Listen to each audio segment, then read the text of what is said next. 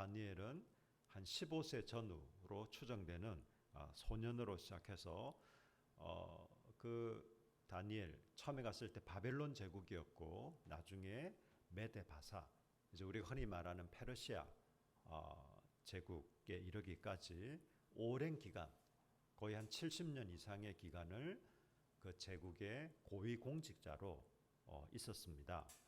그래서 소년으로 시작해서 노인에 이르기까지 그의 대부분의 생애가 멀리 이스라엘을 떠난 타국에서 그의 인생은 보내졌습니다.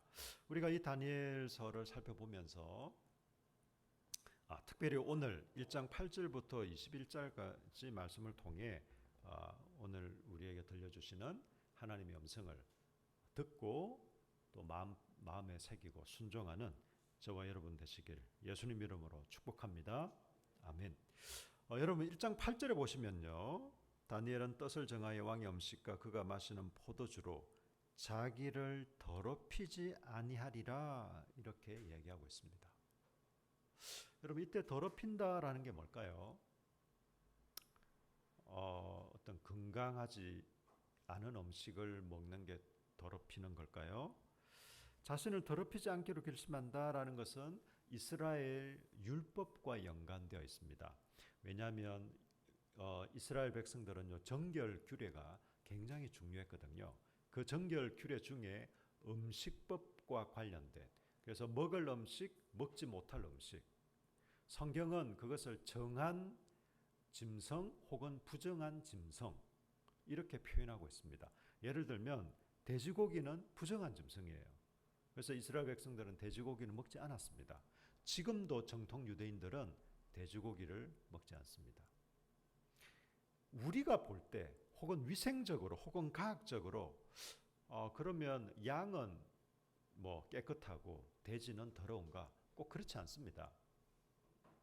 이제 그 기준은 사실 우리 어떤 의학적이고 뭐 과학적인 이런 거라기보다 하나님이 정결하다라고 하시면 정결한 거고 하나님이 부정하다라고 하시면 부정한 것이었어요.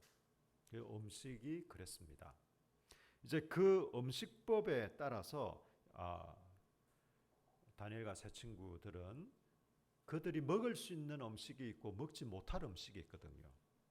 여러분 요즘도 이슬람을 믿는 사람들, 우리가 흔히 말하는 중동 국가에 있는 이 나라 사람들은 어떤 나라에 다른 나라에 자기가 살고 있는 나라가 아닌 다른 곳에 특히 어떤 서구 열방에 이렇게 정착하게 되면 자기들이 먹을 음식을 구별하잖아요.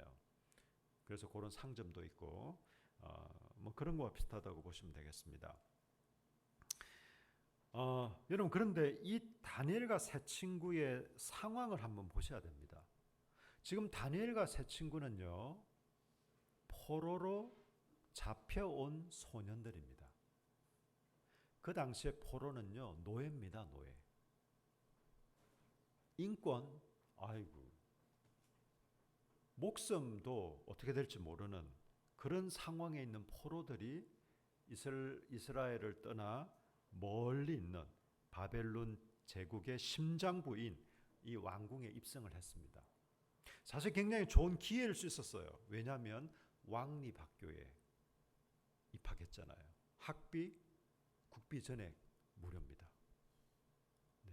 그리고 졸업만 하면 고위공직자의 길을 걸을 수 있는, 포로로 잡혀오면 거의 뭐 어떤 시종을 들거나 아니면 힘든 일을 하거나 이런 노역을 해도 아무 말 못할 텐데 오히려 그 바벨론 제국의 사람들, 바벨론 제국에 있는 청소년들도 나도 저 왕립학교에 한번 입학해 봤으면 라고 하는 그 학교에 이 포로 신분의 내 소년들이 입학을 하게 된 거예요. 어쩌면 여러분 포로 잡혀온 사람들의 가장 큰 관심이 뭘까요? 내가 여기서 어떻게 하면 내 꿈을 펼칠까? 이걸까요? 아닙니다. 생존입니다. 생존. 내가 과연 여기서 살 수나 있을까? 살아남을 수 있을까? 뭐 잘 살고 성공적으로 살고 그건 두 번째, 세 번째고 내가 과연 이 바벨론 제국이라는 곳에 끌려왔는데 내가 여기서 과연 생존이나 할 수 있을까? 그러면 어떻게 살 수 있을까? 살아남는 게 문제고 또 적응하는 게 관건이고 게다가 출세할 수 있는 기회마저 왔단 말이죠. 지금 다니엘과 이 세 친구에게. 그런데 이 다니엘과 세 친구는 자신들을 더럽히지 않기 위해서 왕이 주시는 음식과 포도주를 거절을 합니다. 여러분 이게요 그냥 이 율법을 떠나서라도 왕이 먹는 음식이면 굉장히 좋은 음식 아닐까요? 왕이 마시는 포도주는 여러분 제가 군에 있을 때 저 여단장께서 저한테 포도주를 개인적으로 선물해 주셨어요. 근데 그 포도주가 거의 한 3, 40년 된 포도주였습니다. 제가 술을 뭐 즐기는 이런 사람은 아니잖아요. 알다시피. 근데 그때 저희가 뭐 여단장께서 주시기도 하고 뭐 그냥 이제 와인이니까 한번 선물로 받았으니 먹어나 보자. 아내하고 자고 너무 맛있어가지고 아니 와인이 이렇게 달달한가? 이 맛인가? 아직도 저희는 그 맛을 잊을 수가 없습니다. 술을 권하는 게 아닙니다, 여러분. 오해는 하지 마시길 바랍니다. 여러분 그때 와인보다 이 바벨론 제국의 왕이 하사하는 포도주는 더 맛있지 않을까요? 이런 포도주와 왕이 먹는 귀한 음식을 거부합니다. 그렇다고 해서 그냥 나는 필요 없어요 이렇게 거부할 수는 없잖아요. 그래서 환관장 그 당시에 교육을 책임지고 있던 사람에게 이제 얘기를 하는 거죠. 환관장님, 저희가 사실은 저희 어떤 종교적이고 또 개인적인 신념 때문에 이 왕이 주시는 귀한 음식 포도주 너무 감사하지만 저는 이거보다는 그냥 채식하고 물만 먹어도 충분할 것 같습니다. 이렇게 얘기를 하는 거예요. 근데 환관장이 뜻은 알겠어요. 얘네들의 이 포로 잡혀온 놈들이 지금 자기들 주제도 모르고 지금 이 뭔 소리를 하는가 싶지만 그래서 그냥 뭐 들어줄 수도 있지만 만약에 자기가 사사롭게 개인적으로 허락을 했다가 얘네들 얼굴이나 혹은 건강 상태가 안 좋아지면 자기가 문책을 당하잖아요. 그래서 내 목이 위태롭다. 우리가 방금 읽은 말씀에 그렇게 되어 있지 않습니까? 그래서 이제 이런 지시를 합니다. 이것을 또 구체적으로 담당하는 사람이 있었나 봐요. 이 사람한테 일단은 그러면 거기서 한번 의논해봐라 라고 어쨌든 환관장이 허락을 해줍니다. 그냥 허락을 해준 건 아니고 이름을 해준 거죠. 그래서 이 담당자도 그 얘기를 듣고 보니 나름대로 뭐 일리도 있고 좋을 것 같기도 한데 자기도 어떻게 결정을 할 수 없으니까 그렇다면 열흘 동안 한번 시험을 해보자. 너네들이 말하는 채식하고 물을 먹고 열흘 지났는데 너희들이 깨제제하면 안 된다. 그럼 뭐 그렇게 하면 어쩔 수가 없다. 이렇게 했는데 어떻게 됐을까요? 채식하고 물만 줬는데도 열흘 뒤에 오히려 왕이 주는 음식과 포도주를 먹은 소년들보다 더 윤택이 있고 더 좋아 보였다라고 얘기하고 있습니다. 여러분 14절에 보세요. 그들이 그들의 말을 따라 열흘 동안 시험하더니 15절에 열흘 후에 그들의 얼굴이 더욱 아름답고 살이 더욱 윤택하여 왕의 음식을 먹는 다른 소년들보다 더 좋아 보인지라. 글쎄요, 하나님께서 약간 착시 현상을 일으켜서 이 담당자가 좀 착각을 했는지 그렇지는 않겠죠. 정말 실제로 여러분 채식과 물을 먹었는데도 더 좋아 보였습니다. 여러분 이렇게 생각하시면 안 됩니다. 고기보다 육류보다는 채식이 건강에 더 좋잖아요. 여러분 우리 건강을 위해서 그냥 좀 이렇게 그 섬유질이나 식이섬유나 아니면 채소를 가까이 하는 거하고 열흘 동안 시험했을 때 얼굴에 윤택이 나고 그 얼굴이 좋아 보이고 하는 것은 조금 다른 차원일 수 있습니다. 이건 여러분 하나님이 은혜를 주신 거죠. 자, 그렇다면 두 번째, 다니엘과 세 친구가 왕이 주는 음식과 그가 마시는 포도주로 자신들을 더럽히지 않기로 결심했잖아요. 이렇게 결심한 이유가 뭘까요? 왜 이런 결심을 했을까요? 그건 1장 8절 처음에 나오죠. 다니엘은 무엇을 했다고요? 뜻을 정했습니다. 뜻을 정했기 때문에 출세의 기회, 자기가 포로로 잡혀와서 출세는커녕 지금 죽을지 살지도 모르는 이 판국에 지금 이걸 자기들이 뭐 거절하네 마네 할 처지냐고요. 지금 자기들이 이렇게 여유를 부릴 상황이 아니거든요. 그럼에도 불구하고 다니엘과 세 친구는 뜻을 정했습니다. 그리고 얘기를 합니다. 어디서 얘기합니까? 이 어디서 얘기하는 게 중요해요. 지금 이 얘기를 어디서 하고 있습니까? 바벨론 제국의 심장부에서 얘기를 하고 있습니다. 이스라엘에서 하나님의 나라인 하나님의 성전에 있고 하나님이 다스리시는 그 나라에서 자기가 내가 하나님 말씀대로 살겠습니다. 어떤 것도 괜찮습니다. 이렇게 얘기하는 게 아니라 하나님 없는 곳에서, 이 말은 실제로 하나님이 없다는 게 아니라 이스라엘의 하나님으로 보통 유대인들은 인식을 했거든요. 그래서 이스라엘 나라 자체가 하나님이 거하시는 곳이고 하나님이 다스리시는 곳이고 하나님이 우리의 왕이 되시고 우리의 아버지 되시는데 저 멀리 타국 이방인들의 나라, 자기들을 멸망시킨 이 흉측한 그 나라에 과연 하나님이 계실까? 라는 생각을 많은 유대인들은 사실 했습니다. 바로 그곳에서 하나님이 계시지 않을 것 같은, 하나님이 없는, 하나님이 지켜주시지도 않을 것 같은 그 바벨론 제국 심장부에서 지금 다니엘과 세 친구는 뜻을 정합니다. 내가 하나님을 우선순위에 두리라. 내가 하나님 말씀을 존중하고 따르리라. 이렇게 뜻을 정한 것이에요. 여러분, 바벨론 제국은 무엇을 가치 있게 여길까요? 바벨론 제국은요, 68년 동안 지속된 제국인데 역사적으로도 세계사적으로도 굉장히 미스테리한, 불가사의한 제국 중에 하나입니다. 굉장히 강력했어요. 굉장히 강력했는데 아주 허무하게 끝나버린 제국이 바벨론 제국입니다. 제가 나중에 한번 기회가 되면 이렇게 화면으로도 보여드릴게요. 바벨론 제국이 그 유적이 발견됐거든요. 그 전까지는 바벨론 제국 하면 그냥 역사 기록 몇 가지를 가지고 그냥 추정할 뿐이었는데 이 유적 발굴된 걸 보니까 그 당시 2600년 전에 건축물로는 놀라운 겁니다.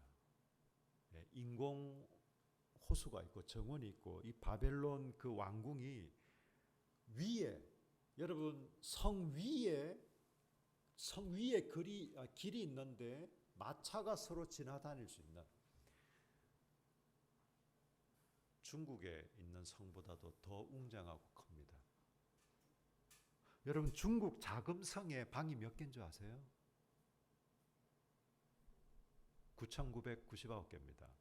왜냐하면 중국 사람들은 만개는 그 하늘님이 사는 곳이라 해서 우리가 어떻게 아무리 우리 황제지만 우리가 하늘님보다는 안 된다 해서 9,999개고 왕의 침소가 399개. 늘 왕들은 암살의 위험이 있거든요. 그래서 누구도 어디에서 잘지 알지 못해요. 그 왕과 측근 외에는. 여러분 우리나라 경복궁 아시죠? 우리나라 경복궁은 방이 몇 개일까요? 355개입니다. 그래도 여러분 우리나라에서는 제일 큰 왕궁. 여러분 자금성보다 더 큰 게 이 바벨론 제국의 이 왕궁이에요. 그 어마무시. 여러분 실제로 중국, 저는 이제 자금성 북경을 가본 적이 없는데 갔다 오신 분들 얘기로는 다 돌지도 못해요. 너무 커서. 우리 함께하는 교회도 한번 기회가 되면 문화 탐방 이렇게 해서 가보는 것도 좋겠네요. 어쨌든 여러분 지금 그 바벨론 제국 심장부에서 다니엘과 세 친구는 이 얘기를 하고 있는 거예요. 뜻을 정한 인생. 저는 우리 청소년들이 뜻을 정하면 어떻게 될까? 공부도 열심히 하고 물론 이런 것도 필요하지만 무엇보다 내가 예배를 잘 드려야겠다. 내가 예배 시간에 졸지 않으리라. 내가 예배 시간에 집중하고 목사님 저를 통해 선포되는 하나님 말씀에 집중하리라. 이것도 여러분 뜻을 정한 구체적인 행동 중에 하나가 될 것입니다. 여러분 공부 잘하는 사람의 특징, 수업 시간에 집중하거든요. 반대로 공부 못하는 사람의 특징, 수업 시간에 집중하지 않습니다. 하나님을 사랑하는 사람의 특징, 예배 시간에 집중합니다. 저라는 한 인간에 집중한다는 말이 아니에요. 여러분 하나님, 눈에 보이지 않는 하나님.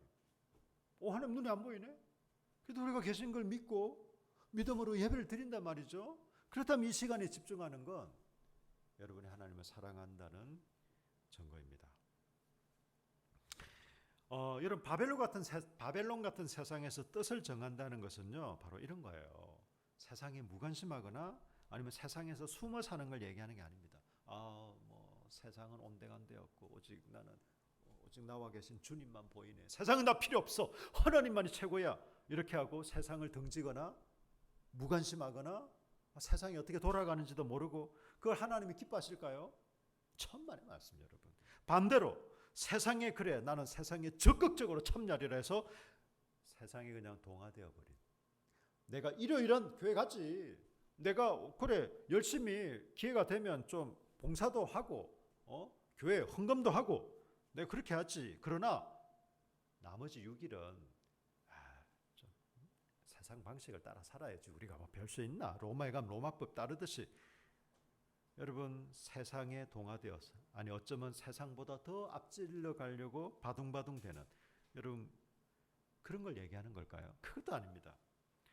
여러분 바벨론 같은 세상에서 뜻을 정한다는 것은요, 세상에서 믿음을 따라 살아가는 것을 말하는 겁니다.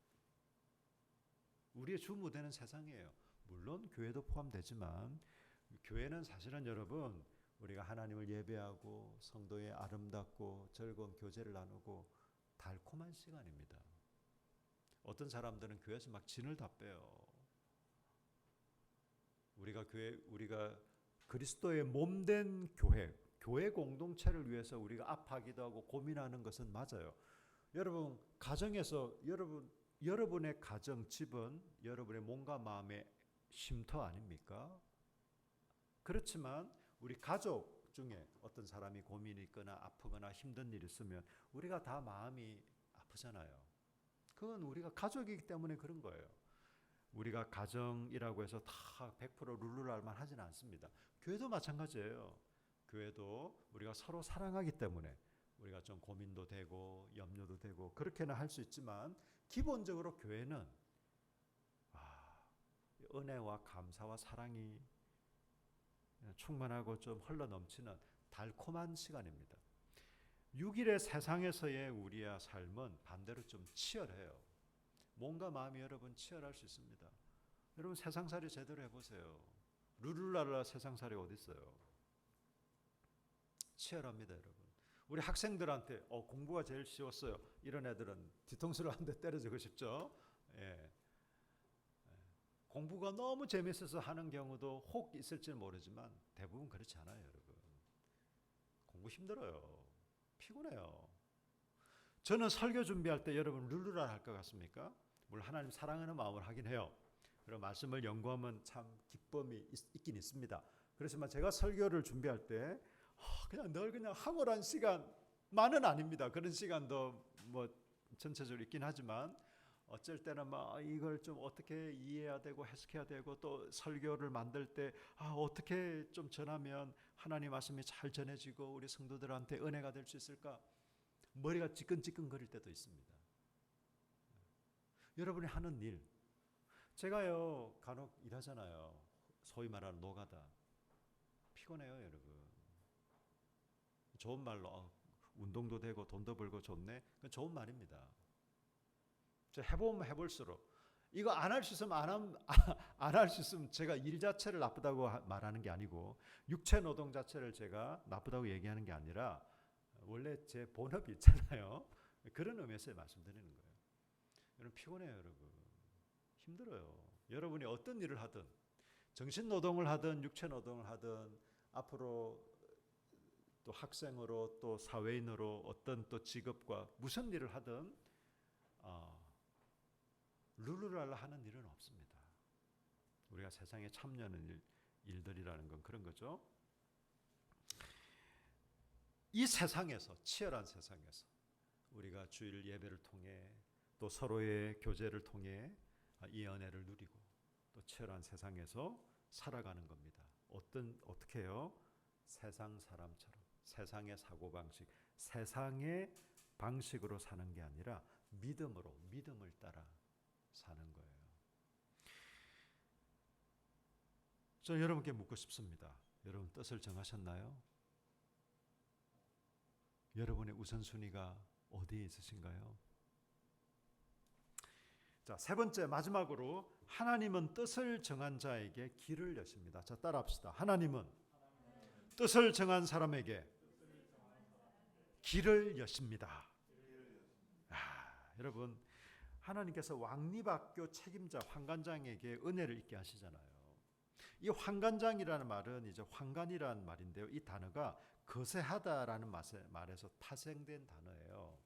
황관은 이제 남자의 생식기를 잘라버리는 거잖아요. 거세. 우리나라 뭐 사극이나 이런 말 표현해 보면 내시라는 거하고 같은 거죠. 여러분 그렇다면 다니엘과 세 친구는 황관이었을까요? 이런 질문이 가능합니다. 실제로 이런 논란이 있습니다. 첫 번째 황관으로 보는 경우 이 교육의 책임자가 누구죠? 황관장입니다. 그리고 그 당시에도 왕을 섬기는 사람들은 가까이서 지근거리에서 보좌하는 사람들은 거의 황관이었어요. 왜? 여자를 가까이 할 수 없도록 물리적으로. 왜냐 왕의 여자들 많았거든요. 네. 그리고 다니엘은 유다 지파 다윗 혈통의 왕족이라고 보통 추정을 하는데 그 어떤 족보도 나오지 않아요.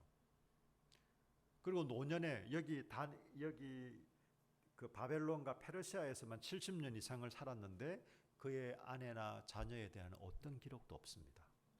그래서 황관이었을 것이다 라고 얘기하는 분들이 좀 많습니다.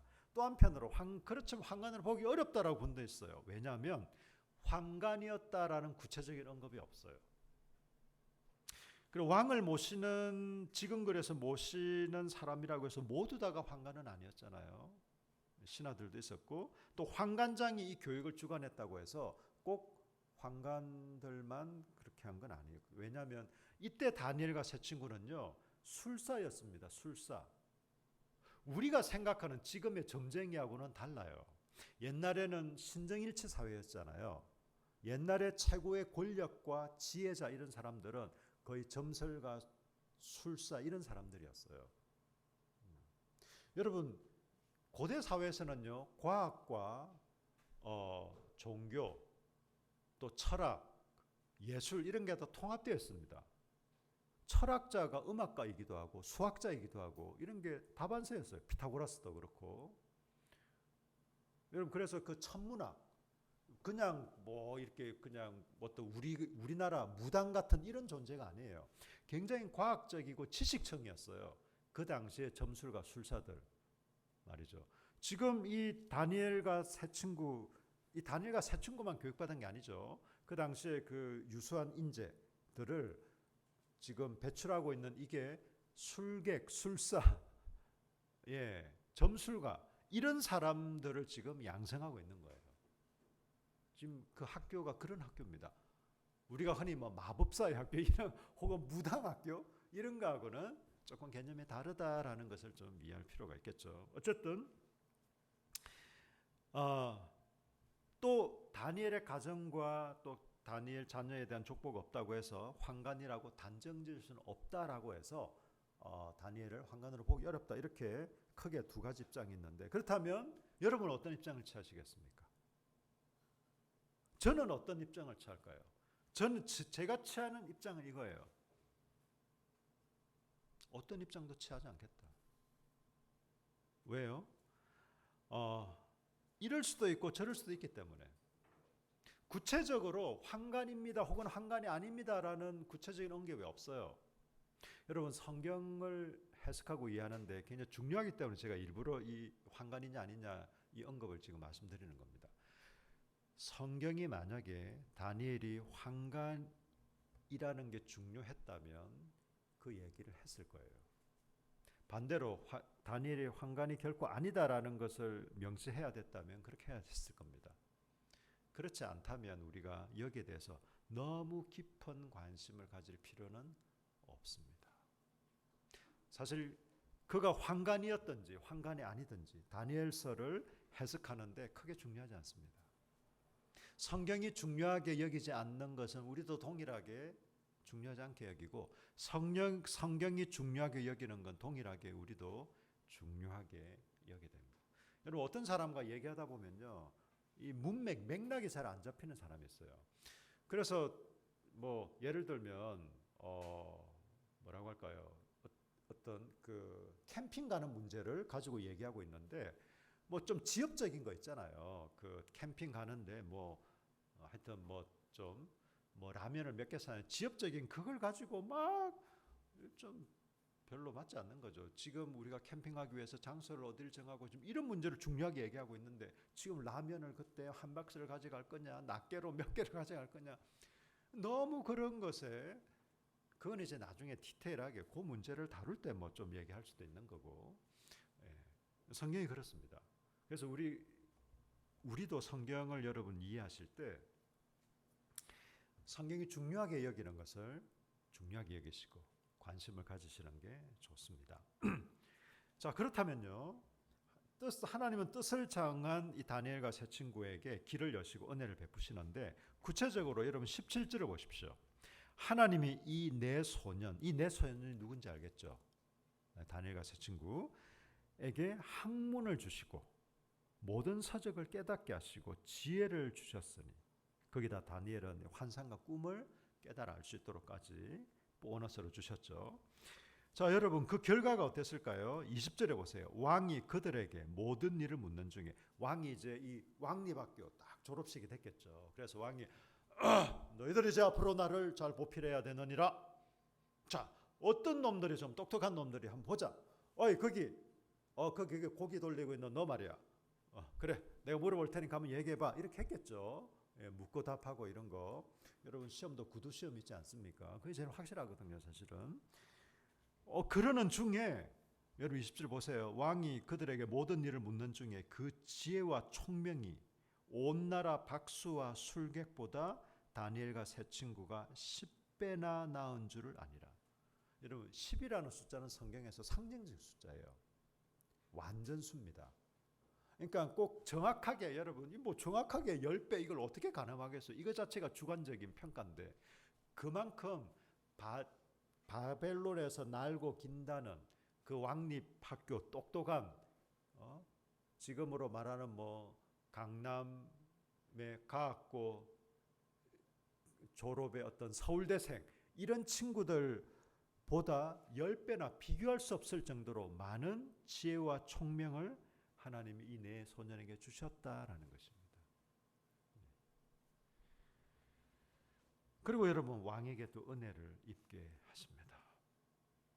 21절 보세요. 이 한 절에 여러분 다니엘은 고레스 왕 원년까지 있으니라. 이 고레스는요 페르시아 초대 왕이에요. 지금은 여러분 바벨론을 누가 세웠습니까? 느부갓네살.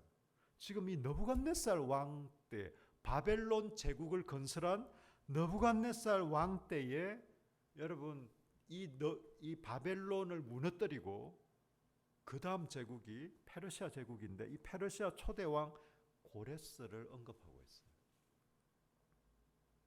하나님이 길을 여시고 하나님이 이 네 소년에게 복을 주시고 은혜를 주신 게 이처럼 장구한 시간에 걸쳐서 하나님이 은혜를 주셨다라는 걸 지금 얘기하고 있습니다. 여러분 뜻을 정한 인생은 복됩니다. 하나님이 도우시고 붙드세요. 여러분 뜻을 정했다고 해서 다 끝난 거 아닙니다. 뜻만 정했다고 다 되지는 않습니다. 그러나 여러분, 뜻을 정하는 것이 우리 인생의 출발점입니다. 여러분 뜻을 정하셨나요? 여러분 뜻을 정했다는 게 꼭 진로를 결정했다 이런 걸 의미하는 건 아닙니다. 하나님이 내 인생의 우선순위다. 하나님이 내 삶에 제일 중요해. 하나님은 내 액세서리가 아니야. 하나님은 그냥 내가 필요할 때만 찾는, 아쉬울 때만 좀 손짓하는 그런 존재가 아니야. 내 인생에 좀 더 보탬이 되는 그런 존재가 아니야. 하나님 때문에 내가 있고 하나님이 내 삶의 우선순위야 라는 게 뜻을 정한다는 거예요. 내 인생의 예배는 너무 중요해. 내가 이걸 위해서 다른 것도 대가를 지불하고 희생을 치를 수도 있어. 그렇다고 우리가 일을 하지 말란 건 아니지만 내가 예배를 위해서는 어떤 것도 조정할 수 있어. 이게 뜻을 정한 인생이에요. 저는 여러분 예배를 쉽게 생각하는 분들, 제가 정죄하진 않지만 여러분 하나님을 우습게 여기시는 만큼 하나님도 여러분을 우습게 여기실 겁니다. 여러분 길 가다가 여러분이 욕을 해보세요. 그 사람에게서 좋은 말이 나올까요? 여러분 가까이 있는 사람도 마찬가지예요. 여러분이 말이나 행동을 굉장히 그 사람을 무시하는 투로 해보세요. 그 사람에게 여러분 존중받기를 바라십니까? 나는 존중 안 하고 개무시하면서 사실 존중받기가 거의 힘듭니다. 내가 존중 안 하는데 존중받겠다? 글쎄요. 아주 갑질할 위치에 있는 사람은 그럴 수 있겠죠. 대기업 회장님. 자기가 좀 무시했다고 해서 직원이 더러워도 안 입고 와도 참는 거지. 진실하고 마음에 우러나와서 그 회장을 공손하게 대하지는 않을 거예요. 내가 더러워도 내가 안 입고 와도 그러나 내가 이 직장을 그만두면 하여튼 영감쟁이야. 내가 당신한테 꼭 해주고 싶은 말이 있어. 이렇게 얘기할는지도 모르겠습니다. 여러분 하나님을 존중하십시오. 하나님이 여러분을 존중하실 겁니다. 여러분은 하나님을 존중하지 않잖아요. 하나님 여러분 존중 안 하실 가능성이 많아요. 말할 수 없는 그분의 사랑으로 우리를 사랑하셨어요. 여러분 죽기 살기로 서로 사랑해서 결혼한 사람들이 가정을 이룹니다. 근데 여러분 원수처럼 지내는 부부가 의외로 많은 거 아세요? 무늬만 부부인 가정들이 얼마든지 있는 거 아세요? 나는 당신만을 사랑할 거야. 여러분 최고의 가치라고. 나는 어떤 여자보다 당신이 내 인생의 가장 소중해. 나는 어떤 남자보다 당신이 내 인생의 가장 소중해. 그렇게 하고 결혼했지만 여러분 파탄을 맞거나 아니면 결혼 관계는 유지할지 몰라도 여러분 남보다 못한 여러분 그런 가정들의 특징은요, 서로가 서로를 존중하지 않아요. 제가 무슨 말씀을 드리려고 하는 걸까요?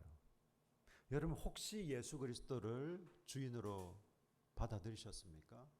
혹시 여러분이 하나님을 아버지로 고백하고 있습니까? 그럴지라도 여러분은 하나님을 우습게 여길 수도 있습니다. 하나님을 개무시할 수도 있습니다. 하나님을 존중하지 않는 삶을 살 수도 있습니다. 부모와 자식 관계는 여러분 뗄 수 없는 관계잖아요. 근데 자식이 부모한테 삿대질하고 심지어 폭력을 행사하는 자식들도 있지 않습니까? 그래도 부모 자식의 관계는 맞죠. 뭐 파양을 하거나 아니면 호적을 정리하지 않는 이상 그렇겠죠. 저는 소위 말하는 내가 예수를 믿는다, 하나님을 믿는다, 교회를 다닌다고 하면서 하나님을 존중하지 않는 모습들을 봅니다. 사실 저한테는 좀 괴로운 시간들입니다. 그래서 저는 부단히 노력합니다. 제가 마음속으로라도 정죄하지 않으려고. 왜? 그건 내가 할 몫은 아니니까.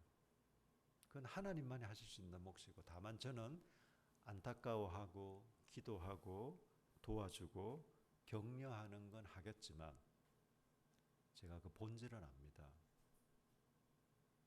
하나님을 가까이 하지 않는 사람, 그가 그리스도인이라 할지라도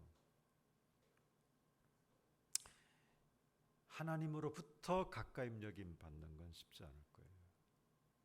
제가 드리고 싶은 말씀은 이겁니다. 여러분, 뜻을 정한 인생이 되십시오. 기웃거리는 인생이 되지 마십시오.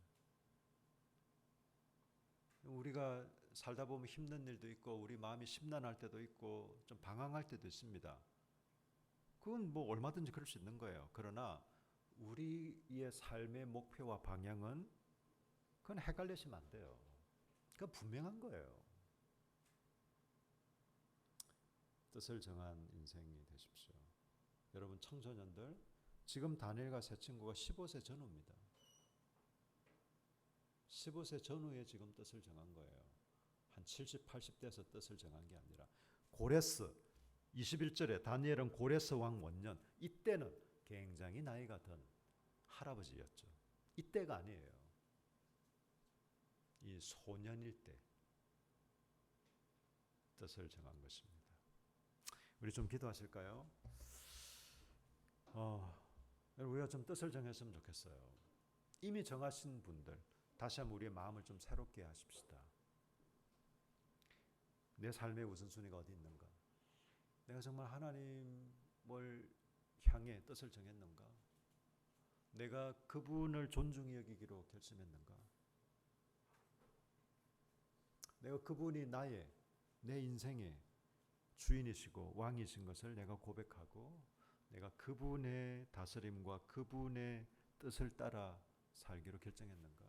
오늘 우리 임진수 집사님 기도하실 때 그런 거 있잖아요. 하나님의 나라와 하나님의 뜻이 이루어지기를 원합니다. 뜻을 정한 인생은 그런 거예요. 내 뜻을 펼치는 게 내 인생의 목적이 아니고 나의 즐거움과 쾌락과 나의 어떤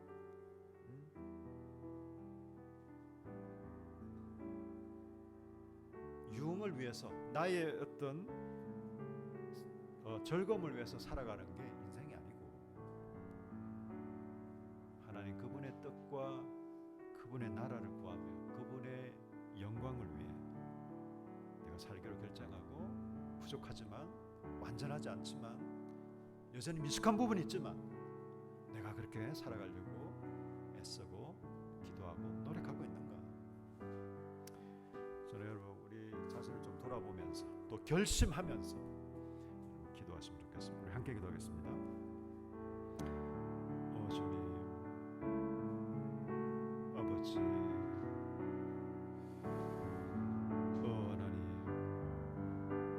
저를 불쌍히 여기시고 긍휼하게 주십시오. 저희를 불쌍히 여기시고 긍휼하게 주십시오. 뜻을 정한 인생이 되기를 원합니다. 뜻을 정한 삶이 되기를 원합니다. 이 다니엘과 세 친구는 청소년 시기에